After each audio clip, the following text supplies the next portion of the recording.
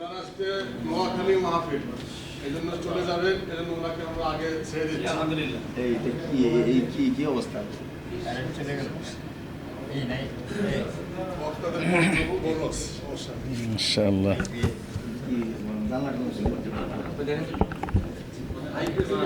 ও এটা তো নাই, ঠিক আছে। আসসালামু আলাইকুম ওয়া রাহমাতুল্লাহি ওয়া বারাকাতুহু।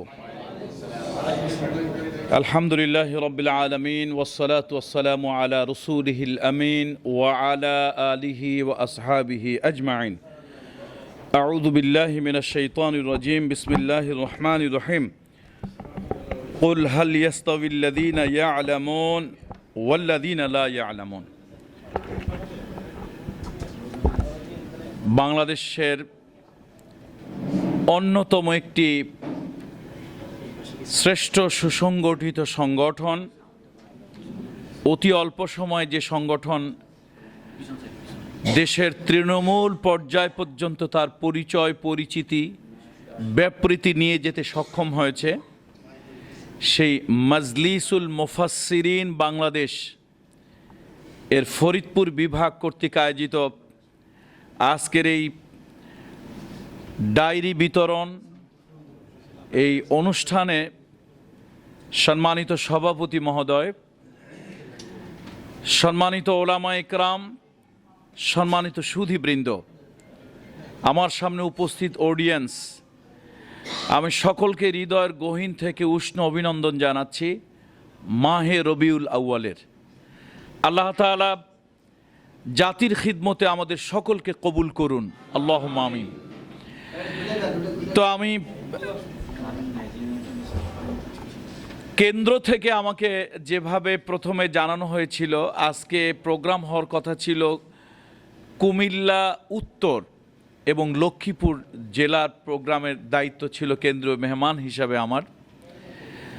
তো আমি ওমরা থেকে এসেছি, শরীর স্বাস্থ্য অতটা ভালো না আবহাওয়ার কারণে। তো বাড়িতে থাকা অবস্থায় আমাকে কেন্দ্র থেকে জানানো হলো যে ফরিদপুর বিভাগের প্রোগ্রামে কেন্দ্রীয় কোনো মেহমান দেওয়া যাচ্ছে না, তো কুমিল্লা এবং লক্ষ্মীপুরের প্রোগ্রাম না গিয়ে আপনি এখানে গেলে ভালো হয়। আলহামদুলিল্লাহ, আমিও দাওয়াতটা কবুল করলাম।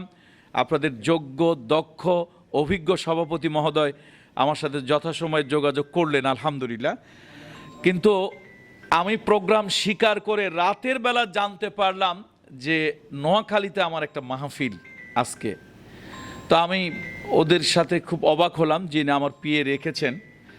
তো এই প্রোগ্রাম হওয়ার কারণে আমি সভাপতি মহোদয়ের সাথে আলোচনা করলাম যে কি করা যায়। তো উনি বললেন যে না, যেহেতু এটা ঘোষণা, একটু ওটা অফ করে দিলে ভালো, যেহেতু এটা ঘোষণা হয়ে গিয়েছে আর আপনি রাজবাড়ির প্রোগ্রামটা হয়তো আমরা কোনোভাবে চালিয়ে নিলাম, ফরিদপুরের প্রোগ্রামটা আসতে হয় বা আসা দরকার। আসলে কেন্দ্রীয় বলে নয়, একজন মেহমান থাকলে ভালো হয়, প্রোগ্রামকে প্রোগ্রাম মনে হয়, আর না হলে যেন প্রোগ্রামটা একটু পাঞ্চে হয়ে যায়। কেন্দ্রে থেকে যারা আসছেন বা এসেছেন বা আসবেন, এরা যে আপনাদের থেকে খুব বেশি যোগ্য তা নয়, কিন্তু একটা কেন্দ্র ভাব আর কি। এই তো সেই ভাবটার জন্যই মূলত আলহামদুলিল্লাহ আসা। আমি অত্যন্ত আনন্দিত আপনাদের সাথে। আমি গ্রেটার ফরিদপুরের ছেলে, তো লক্ষ্মীপুর আর কুমিল্লার প্রোগ্রামের থেকেও আমার কাছে ফরিদপুরের সন্তান হিসাবে আমি এটাকে বেশি গুরুত্বপূর্ণ মনে করি। আলহামদুলিল্লাহ, আপনারা আজকে উপস্থিত হয়েছেন। আল্লাহ তাআলা এই মাহে রবিউল আউয়ালে আল্লাহ তাআলা আপনাদের সকলের আশাকে, আপনাদের খিদমতকে আল্লাহ তাআলা কবুল করুন, আল্লাহুম্মা আমিন। সম্মানিত উপস্থিতি, আমরা তো আলহামদুলিল্লাহ কথা অনেক শুনছি। বিশেষ করে অনেকের মনের মধ্যে ছোট্ট একটা দুঃখ বা ক্ষোভ, কারো বিরূপ অনেক মন্তব্য আমরা তির্যক শুনেছি, বিশেষত ঢাকার প্রেস ক্লাবের প্রোগ্রামটাকে কেন্দ্র করে। ঢাকার প্রেস ক্লাবের প্রোগ্রামকে কেন্দ্র করে অনেকের অভিযোগ অনুযোগ ছিল। আমি কিন্তু প্রেস ক্লাবের প্রোগ্রামে মোটেই হতাশ হই নাই এবং আলহামদুলিল্লাহ এটাকে মোটেই আমি এটা নিয়ে চিন্তিত নই। প্রেস ক্লাবের প্রোগ্রামে এরকম ঘটনা ঘটে, সাথে সাথে আমরা বিকল্প আরেকটা ভেন্যু যদি রাখতাম সেখানে করা যেত।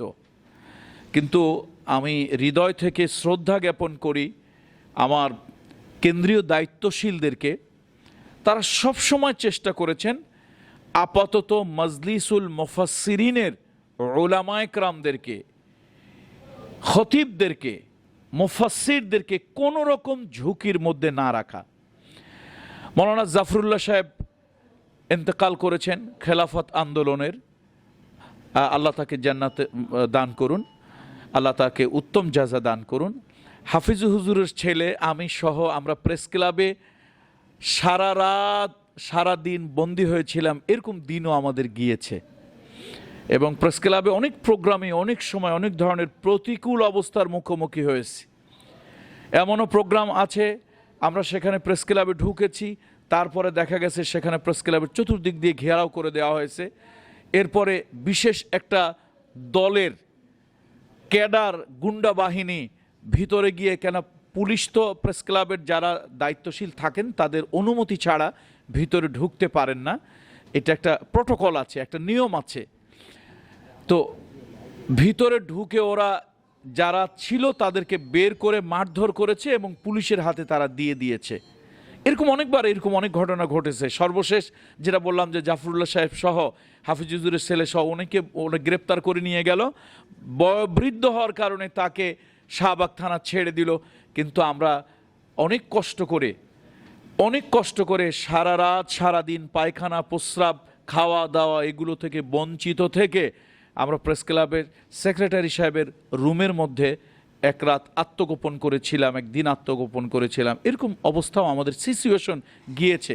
এদেশে সত্যের পক্ষে কথা বলতে গেলে, সত্যের পক্ষে কাজ করতে গেলে কিছু ঝুঁকি আসবেই, কিছু ঝুঁকি আসে, এটাই স্বাভাবিক, এটাই বাস্তবতা। এটি কি জেনারেটর চলছে? আচ্ছা, জেনারেটর চললে আমার মনে হয় এসি এবং এইটা থাকার কারণে এটা হচ্ছে। এসিগুলো অফ করে দিলে তাহলে চলবে। লোড বেশি জেনারেটর কখনোই নিতে পারে না, এসিগুলো অফ করে দিতে হবে। এসি সুইচগুলো অন করে অফ করে দিন।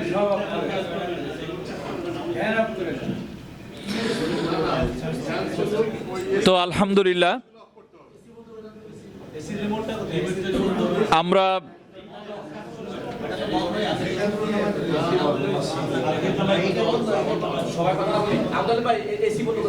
এসি সুইচ অফ করতে হবে, সুইচ। হ্যাঁ, সবগুলো সুইচ অফ করে দেন।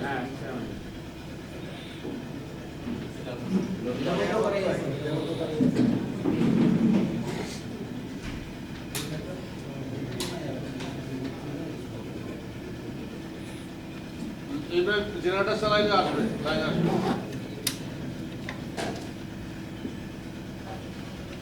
এতগুলো এসি জেনারেটর কাজ করে না।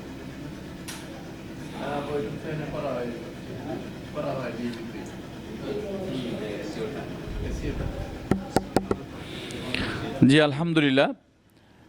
তো আপনাদের মন খারাপ করার কিছু নাই, আমাদের জন্য এরকম সিচুয়েশন হবে। তবে আমরা আমাদের যারা দায়িত্বশীল আছেন তাদেরকে আমরা বলেছিলাম, অবহিত করেছিলাম যে দুটি বিষয় দেখা দরকার।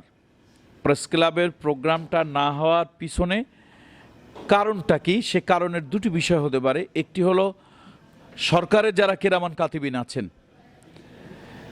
প্রথমত এসবি, তারপরে ডিজিএফআই, এনএসআই, সর্বশেষ ডিবি। এখানে কিন্তু ডিবির কাজ কম, মূলত এসবি, ডিজিএফআই, এনএসআই এরাই এই কাজগুলো করে। তারপরে যদি কোনো প্রয়োজন হয় হয়তো ডিবি তারা কাজে লাগায়। শহরে এরকম পরিস্থিতিতে এরকম প্রোগ্রামগুলোতে ডিবিকে কাজে লাগানো হয় না, মফস্বল এলাকায় যেটা হয়ে থাকে। তো আমরা আমাদের দায়িত্বশীলদেরকে বলেছি যদি বিষয়টা গভর্নমেন্টের কেরামান কাতিবিনদের কারণে হয়ে থাকে তাহলে এটা আমাদের জন্য একটা ভয়ের বিষয়। আর যদি আমাদের প্রতিপক্ষ যারা আছে না, ফকিরের দুশ্মন ফকির, এরকম তো আমাদের প্রতিপক্ষ এরকম কেউ মনে করে, যদিও আলহামদুলিল্লাহ আপনারা জানেন যে আমাদের মুরব্বী সংগঠন যিনি আছেন সেই সংগঠনের যিনি কর্ণধার আছেন আলহামদুলিল্লাহ তিনি একজন ডাক্তার, কিন্তু তার আল্লাহর মেহেরবানি 5-6 বার তার সাথে আমার যে বৈঠক হয়েছে একেবারে ব্যক্তিগত ফেস টু ফেস একান্ত আমার সাথে যে বৈঠকগুলো হয়েছে, আমি আল্লাহ তাআলাকে হাজির নাজির জেনে বলতে পারি নিঃসন্দেহে তিনি একজন মুত্তাকি পরহেজগার আল্লাহওয়ালা মানুষ। লা রয়বা ওয়ালা শাক্কা ফিহে। আমি আল্লাহ তাআলাকে হাজির নাজির জেনে বলছি নিঃসন্দেহে উনি একজন তাকওয়াবান মানুষ, নিঃসন্দেহে উনি একজন পরহেজগার মানুষ, এবং বুজুর্গ ব্যক্তিদের ব্যাখ্যা ডেফিনেশন আমরা যা দেই, যদি সেই ব্যাখ্যা ডেফিনেশনে হয় তাহলে নিঃসন্দেহে ডাক্তার শফিকুর রহমান সাহেব একজন বুজুর্গ ব্যক্তি, আলহামদুলিল্লাহ। তো ওনার কিছু কথা আমাদের হৃদয়কে ছুঁয়েছে, আমাদের হৃদয় লেগেছে। বারবার উনি একটা কথা আমাদেরকে বলেছেন যে আপনারা কখনো কারো সাথে বিরোধে যাবেন না, এবং কেউ যদি আপনাদেরকে প্রতিপক্ষ ভাবে আপনারা তাদেরকে প্রতিপক্ষ ভাববেন না। তো আলহামদুলিল্লাহ আমরা কোনো ভাইদেরকে প্রতিপক্ষ ভাবি না, শত্রু মনে করি না, কারো সাথে দুর্ব্যবহার আমরা করি না। কিন্তু আমাদের কোনো ভাইরা মনে করেন তাদের হাত থেকে নেতৃত্ব চলে গিয়েছে, এটা অন্য লোকদের হাতে নেতৃত্ব চলে আসছে, অথবা তারা সারা বাংলাদেশে পরিচয় দিয়ে বেড়াতেন, সে পরিচয়টা তারা এখন আর দিতে পারছেন না। এখন তারা নিজেদের ঈমান আকীদা বিক্রি করে অনেক ধরনের কথাবার্তা বলছেন। তো প্রেস ক্লাবে প্রোগ্রামটা না হওয়া এটা খুব বিশাল একটা, এরকম পূর্বের দিনের অনেক ধরনের প্রোগ্রাম, ওলামা মাশায়েখ, পীর মাশায়েখ বা বিভিন্ন ধরনের পেশাজীবী সংগঠনের অনেকেরই অনেক ধরনের প্রোগ্রাম আমরা প্রেস ক্লাবে আয়োজন করেও করতে পারি নাই। চ্যালেঞ্জের মুখে অন্য কোনো ভেন্যু যেটা গোপন রেখে, যে প্রেস ক্লাবের সাথে সাথে ফটো জার্নালিস্ট অ্যাসোসিয়েশনের যেই আপনার হলরুম আছে, অথবা অন্য কোনো ভেন্যুতে আমরা এরকম কাজ করেছি। কিন্তু এই বছর আমাদের অন্য কোনো ভেন্যু রাখা হয়নি। কেন অন্য কোনো ভেন্যু রাখা হয়নি? এটা এই কারণে রাখা হয়নি যে আমাদের ভাইরা যেন কোনো ঝুঁকির মধ্যে না পড়ে যান। তো আপনারা অনেকে হয়তো মন টন খারাপ যারা গিয়েছিলেন করতে পারেন, আল্লাহর হস্তে মন খারাপ করবেন না, এটা আপনাদের কাছে আমার অনুরোধ। আর দ্বিতীয় বিষয় হচ্ছে যে আমাদের সময়টাকে কাজে লাগানো। আলহামদুলিল্লাহ এবার মাহফিলের সিজন শুরু হলো মাহে রবিউল আউয়াল দিয়ে। তো আমরা এই সময়টাকে, সিজনটাকে কাজে লাগাতে পারি। আমরা প্রত্যেক মাসের উপরে অবস্থার আলোকে, সামাজিক প্রেক্ষাপটে যখন যেটা প্রয়োজন, সেই প্রয়োজনের উপরে ভিত্তি করে আমরা আমাদের বক্তব্যগুলো সাজাতে পারি, এবং আমরা বিতর্কিত কথা যত সম্ভব এটাকে পরিহার করা। ইদানিং আপনারা ফেসবুকে লক্ষ্য করছেন অনেকগুলো বিতর্কিত বিষয় চলে আসছে। আমাদের রফিকুল্লাহ আফসারী সাহেব, তারপরে ওখানে আছেন মৌলানা কি যেন মোস্তাকুন নবী সাহেব, তার সাথে আরও দেখলাম বেশ কয়েকজনের যোগ হয়েছে। আমার মনে হয় কিছু বিষয় আছে, একটা কথা ছোটোবেলায় শুনেছি, পাগলারে সাকু নাড়াস না। তো পাগলাকে, আর এই বিষয়টা তো আমার মনে ছিল না, ভালোই তো হয়েছে। তো এখন এরকমটি যেন না হয়। আমরা সাধারণ জনগণের মধ্যে, আমাদের ওলামা ফোরামে, আমাদের নিজস্ব অডিয়েন্সে আমরা যে বিষয়গুলো আলোচনা করব, পাবলিক প্লেসে আমরা সেই বিষয়গুলো কখনই আলোচনা করব না। মনে থাকবে, মনে আছে, তারপরে করব না। আমাদের দু একজন ওলামা একরামদের একটা স্বভাব এইটা এরকম হয়ে গেছে যে তাদের নিজস্ব ইউটিউব চ্যানেল আছে। আমি নাম নিয়ে বললাম না, অনেক ওলামা এক কাটে ধারে, এক কাটে ভারে। কোনো জিনিস ভাড়ের কারণে কাটে, আবার কোনো জিনিস ধারের কারণে কাটে। ব্লেডের কিন্তু অনেক ধার, ব্লেডের অনেক ধার, কিন্তু সেই ধারওয়ালা ব্লেড দিয়ে কখনো গাছ কাটা যায় না। আবার কুড়াল দিয়ে ভার অনেক, কিন্তু কুড়াল দিয়ে আপনি কখনো শেভ করতে পারবেন না। যদি মোষ কাটতে চান, মাথার চুল হলক করতে চান, কি কুড়াল দিয়ে সম্ভব? তাহলে কুড়ালের ভার আছে, কিন্তু এই ভারে কাজ হবে না। আবার ব্লেডের ধার আছে কিন্তু ভার নাই, তাকে দিয়ে গাছ কাটা যাবে না। আমাদের আল্লাহ মাফ করুন, আমাদেরই এক ভাই, আমাদের ভাই মানে কি একেবারে হৃদয়ের কাছের ভাই, আলহামদুলিল্লাহ যথেষ্ট জনপ্রিয়তাও পেয়েছিলেন।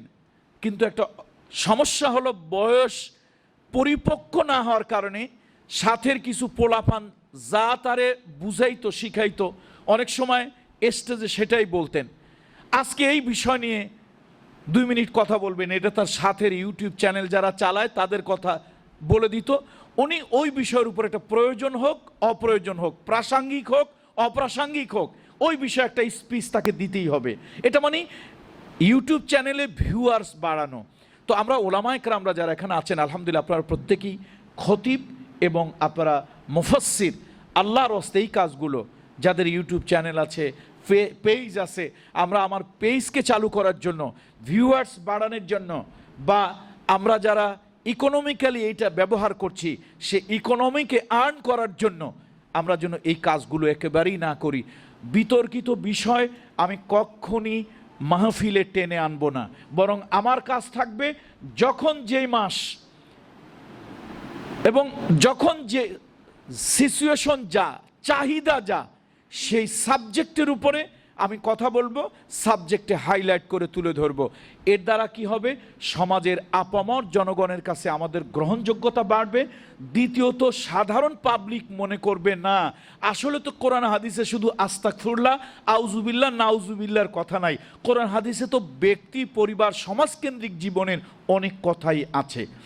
আমি আমার বছর 12-13 বছর আগের একটা কথা, কক্সবাজার শহরের উপরে আমার একটা বড় প্রোগ্রাম হয় নিয়মিত, প্রায় 25-26 বছর ধরে বা তার থেকে বেশি সময় আমি এক নাগাড়ে ছাত্র জীবন থেকে করে আসছি। এই গত বছরই সে প্রোগ্রামটা আমি করিনি বা সিচুয়েশন করতে হয়তো দেয়নি, বাকি সময়টা করে আসছিলাম। তো ওই প্রোগ্রামে ডিসি সাহেব, এসপি সাহেবকে দাওয়াত দেওয়া হলো।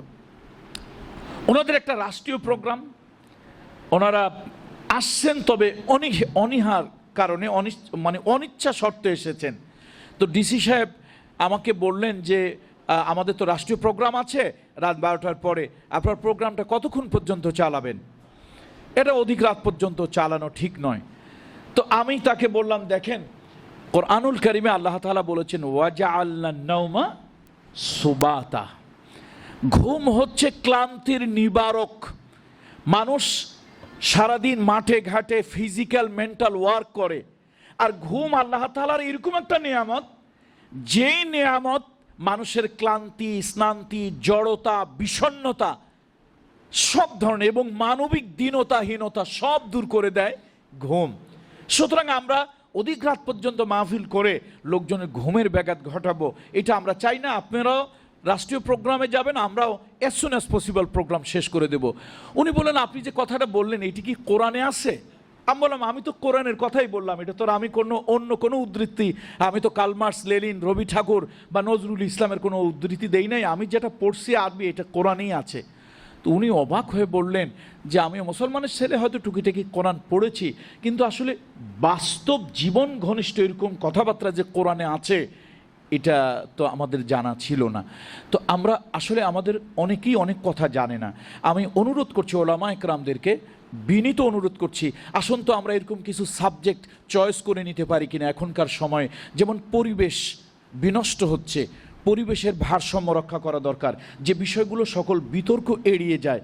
আমরা ইসলামের সাধারণ মানুষের কাছে গ্রহণযোগ্যতা বাড়ানোর জন্য, চাহিদা বাড়ানোর জন্য, সাধারণ মানুষ বুঝুক ইসলাম শুধু জীবনের একটি খণ্ড অংশ নয়, এটা একটা কমপ্লিট কোড অফ লাইফ, এটা বোঝানোর জন্য আমরা পরিবেশ নিয়ে কথা বলতে পারি। কোরআন হাদিসের পরিবেশ ভিত্তিক কী কথা আছে, আত্মীয়তার বন্ধন রক্ষার কী কথা আছে, প্রতিবেশীর হকের ব্যাপারে কি কথা আছে, যে কথাগুলো আমরা লাউডলি চিৎকার করে বলতে পারবো। আর মাঝে মাঝে দুই একটা খোসা নাস্তিকদেরকে মারতে পারি, খোদাদ্রোহীদেরকে মারতে পারি, যে বিষয়গুলোকে মাঠও গরম হইল, কলা বেচাও হইল, রদ দেখাও হইল, মাঠও গরম হইল বক্তার, আবার আলহামদুলিল্লাহ তার বক্তব্য হয়ে গেল। অনেকে আছেন উঠেই বিসমিল্লাহ বলেই মাঠ গরম করার জন্য অস্থির হয়ে যান, এরকম মেন্টালিটি ভালো না। তবে হ্যাঁ, প্রয়োজনের জন্য যদি আমাদেরকে শাউটিং করতে হয়, মাঠ গরম করতে হয়, সাবজেক্ট আগে নির্ধারণ করে নিতে হবে যে আমি কোন বিষয়ের উপরে মাঠ গরমটা করব। এরকমটি যেন না হয় মাঠ গরম করলাম ঠিকই, পরে জামা কাপড় খুলে উলঙ্গ হয়ে অথবা আধা উলঙ্গ হয়ে আমাকে স্টেজ ছেড়ে পালাতে হলো। এইরকম জজবা জেহাদের কোনো দরকার নাই। আর একটা দোষ আমাদের আছে, দেখুন আল্লামা সাইদি সাহেব, আল্লাহ তাআলা তাকে দীর্ঘ সুস্থ নেক হায়াত দান করুন, কোরআনের ময়দানে আবার আল্লাহ তাআলা তাকে ফিরিয়ে আনুন। বাংলাদেশে দুটি জায়গায় সব থেকে বেশি লোক হয়েছে। এখন তো লোক হয়, পপুলেশন বেড়ে গিয়েছে, জনসংখ্যার ঘনত্ব বেড়ে গিয়েছে, এখন লোক হয়। দুইটা জায়গা ছাড়া বাংলাদেশে এরকম জমায়েত আর কোথাও হয় নাই। একটা হচ্ছে চিটাগংয়ের তফসির মাহফিল, আর একটা টুঙ্গির ইজতেমা।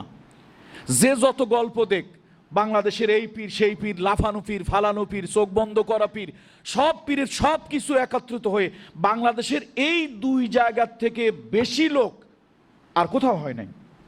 একটা হচ্ছে টুঙ্গির ইস্তেমায় হয়েছে, আর একটা হচ্ছে চিটাগাংয়ের প্যারেড গ্রাউন্ডে যে তফসির হয়েছে। এটা এত বড় জনসমাবেশ আমার মনে হয় দক্ষিণ পূর্ব এশিয়া, সাউথ এশিয়া, ইস্টে হয়নি।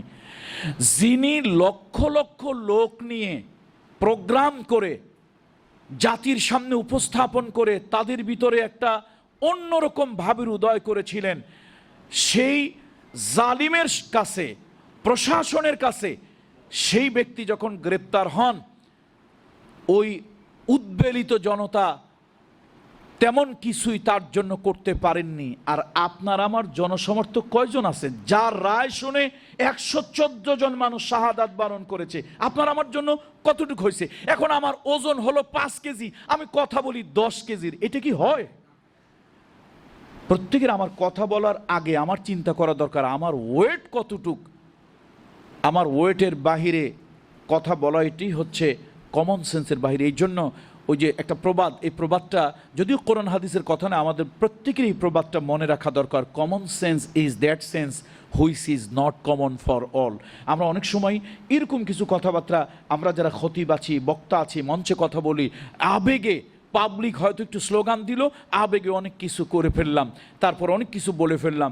কিন্তু আমার বোঝা উচিত যে আমি কতটুকু কথা বলে কতটুকু কথা হজম করতে পারবো, সামলাতে পারবো, আমার উপরে ভার আসলে কতটুকু ভার আমি সহ্য করতে পারবো। দেখুন, পরিবেশ পরিস্থিতিকে, প্রতিকূল পরিবেশকে অনুকূলে লাগিয়ে, কাজে লাগিয়ে সামনের দিকে এগিয়ে যাওয়া, এটাই হচ্ছে বুদ্ধিমানের কাজ। তো সম্মানিত মুফাসসিরগণ, খতিবগণ, আমি আপনাদের সামনে আপনাদেরকে আর জ্ঞান দিতে চাই না, আমার জ্ঞানও খুব সীমিত।